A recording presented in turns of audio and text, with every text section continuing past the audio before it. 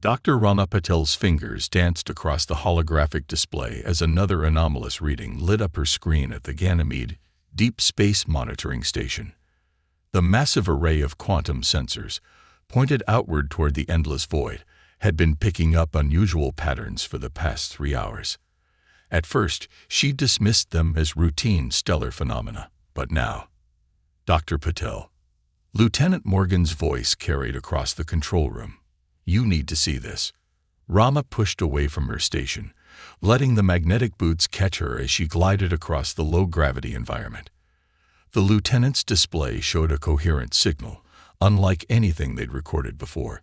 As she watched, the pattern resolved itself into a clear message, carried on waves of quantum entanglement. The message began to play, and a voice unlike anything human filled the room. It resonated with crystalline harmonics, beautiful and terrifying in its urgency. To any who can hear us, we are the Meridians. We have watched, we have waited, but now we face extinction. The Void Harvesters approach our worlds, countless worlds under our protection. They strip planets of life, harvest their cores for resources. Our technology cannot stop them, but we have observed those who might. The species called humans. Rama's breath caught in her throat.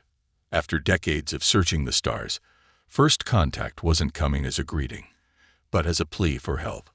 The message continued, carrying coordinates, tactical data, and desperate hope. You who evolved in gravity's cradle, who built ships that laugh at stellar winds, you may be our last hope. The Harvesters have never faced a species forged in the fires of a death world. We believe you can stand against them. Get me Central Command, Rama ordered, her voice steady despite the adrenaline coursing through her system. Priority Alpha. First Contact Protocol. Within hours, the message had reached every major military installation on Earth and its colonies. In the Lunar Defense Headquarters, General Benedict Way studied the holographic projections of the approaching Harvester fleet. The Meridian's data showed massive ships, each capable of stripping a planet bare in days. They've never faced resistance, we mused, watching the simulation of their harvest pattern.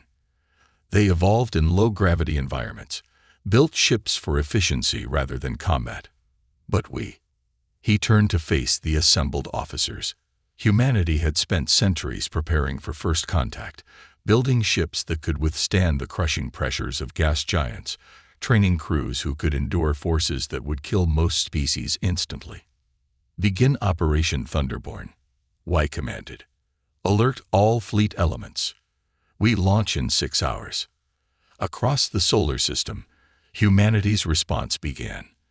In the shipyards orbiting Mars, crews loaded the latest graviton weapons, devices designed to create localized fields of crushing gravity. In training centers on Europa, Marines ran final checks on powered armor built to function in environments that would reduce most alien materials to scrap. The Meridians had watched humanity for centuries, seeing only their potential. Now they would witness what that potential could do when unleashed. The response to their distress call was brief, characteristically human. Message received. Help is coming. Hold the line. As the first ships began to power up their drives, Rama stood at her monitoring station, watching the data streams. Humanity had spent its entire existence fighting. Their world, their environment, themselves. Now, finally, they had a chance to fight for something bigger than themselves. The age of observation was ending.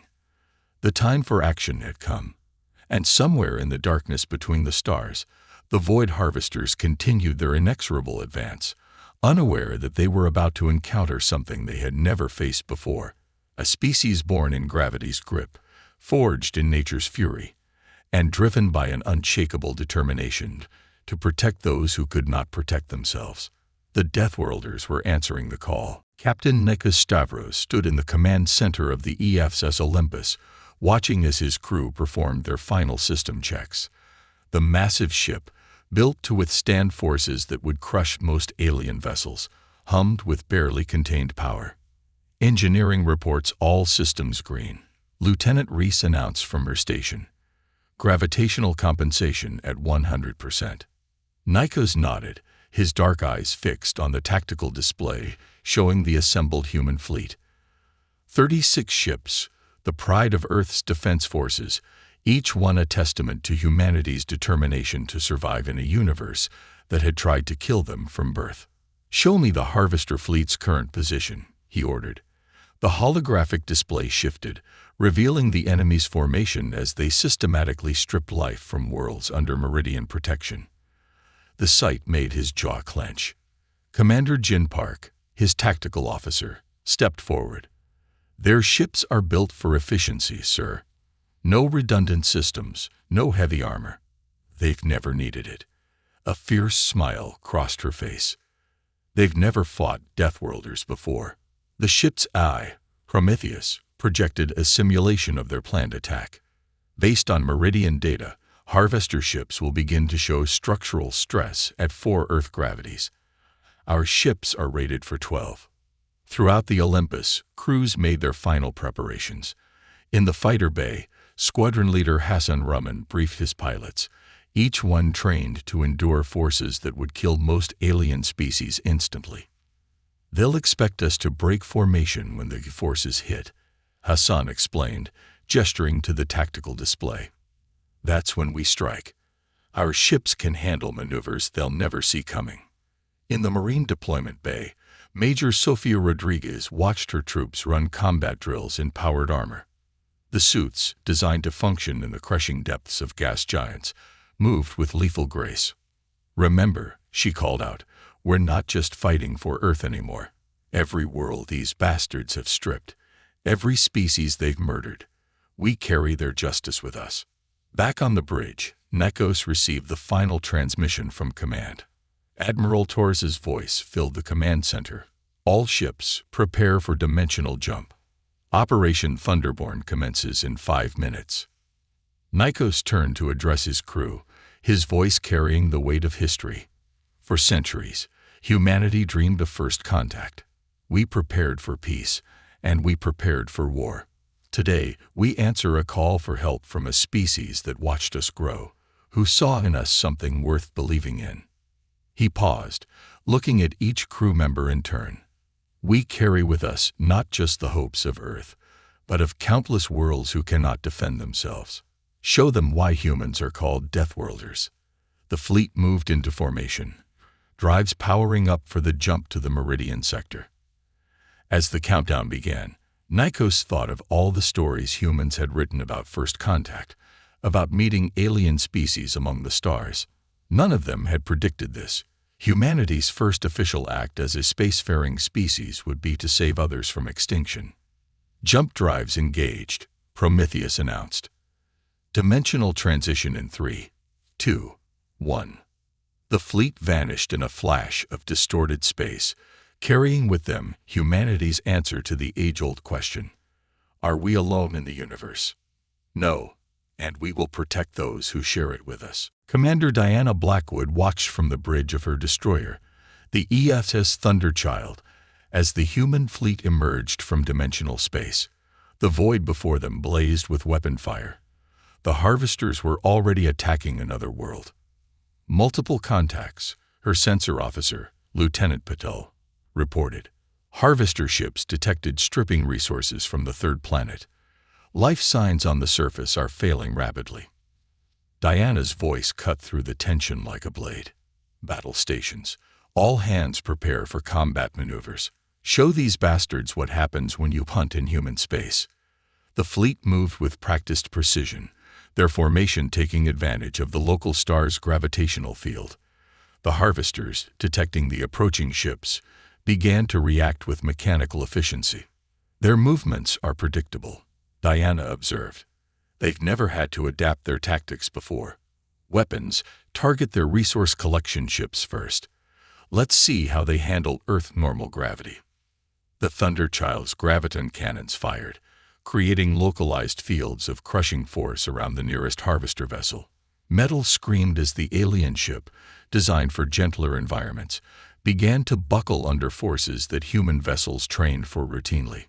Across the battlefield, human ships demonstrated why they were called Deathworlders. Fighters performed maneuvers that seemed to defy physics, their pilots shrugging off forces that would have killed most alien species instantly.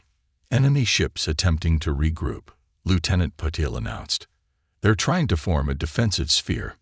Diana allowed herself a grim smile. They're using tactics designed for normal gravity combat. Show them why that's a mistake. All ships, execute Operation Thunderstorm.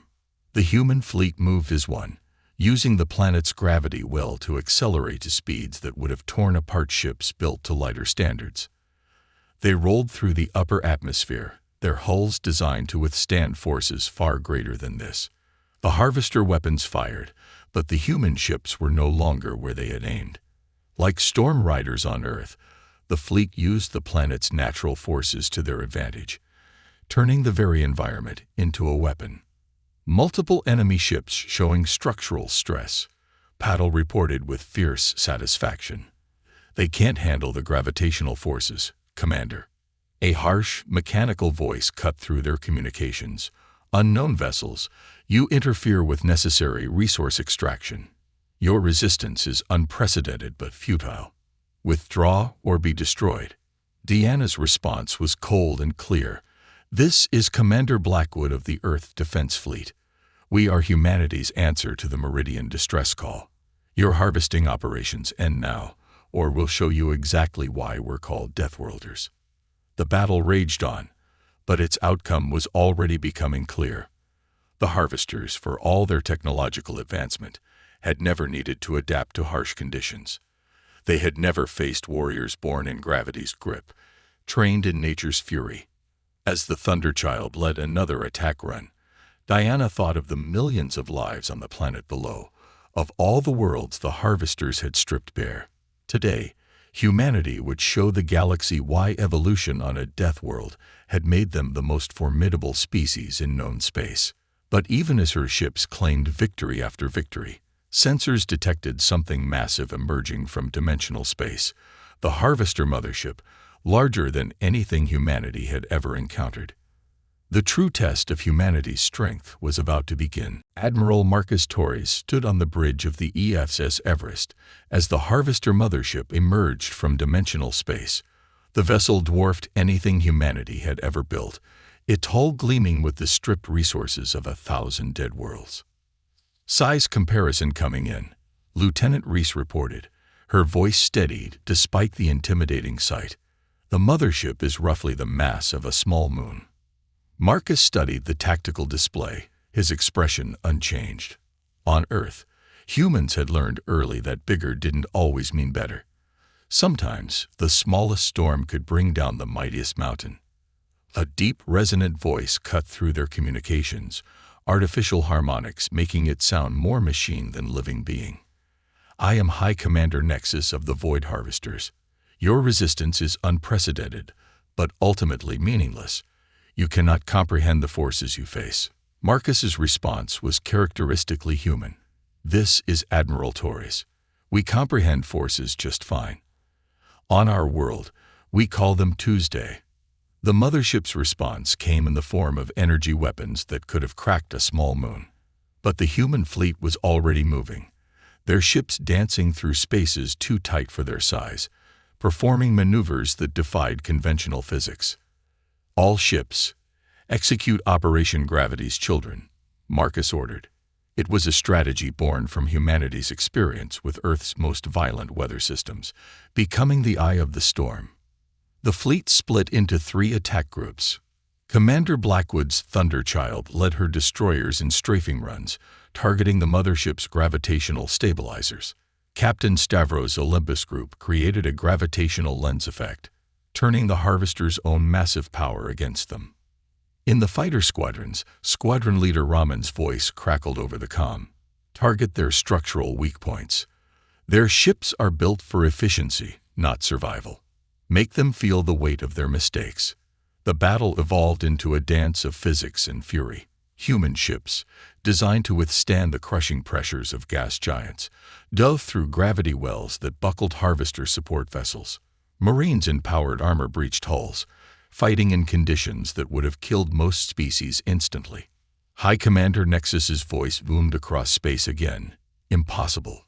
Your ships should be crushed. Your crews should be dead.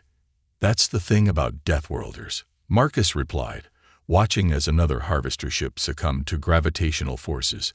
We've spent our entire existence surviving the impossible. The Everest shuddered as it led the final assault.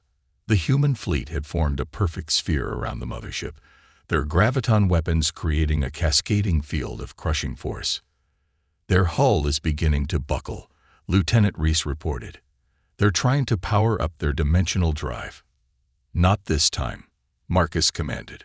All ships, maximum graviton field output. Show them what Earth gravity feels like. The combined force of the human fleet's graviton weapons created a localized field of crushing gravity around the mothership. Metal screamed as the massive vessel, never designed to withstand such forces, began to break apart. High Commander, Marcus broadcast. Surrender now. End this harvest. Or we'll show you exactly what happens when you threaten those under humanity's protection. For a moment, silence filled space. Then, slowly, the mothership's weapons powered down. We yield. Nexus's voice had lost its mechanical certainty. Never in our history have we encountered beings who could withstand such forces, who would fight not for themselves, but for others. As the human fleet secured their victory, Marcus received a transmission from Haven Station. Elder Meridian's crystalline form shimmered with joy. You have saved not just our worlds, but countless others.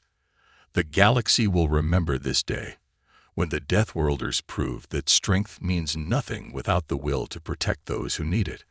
Marcus looked out at his fleet, at the ships crewed by humans who had evolved on a world that should have killed them. They had turned their harsh evolution into a shield for gentler species. We're not just Deathworlders anymore, he replied. We're gravity's children, and we'll make sure no one threatens the peace of these stars again. The battle was over. The Void Harvesters would never again threaten developing worlds, and humanity had proven that their first act as a spacefaring species was not conquest or destruction, but protection. In the vast darkness of space, a new era had begun. The Deathworlders had answered the call, and the galaxy would never be the same.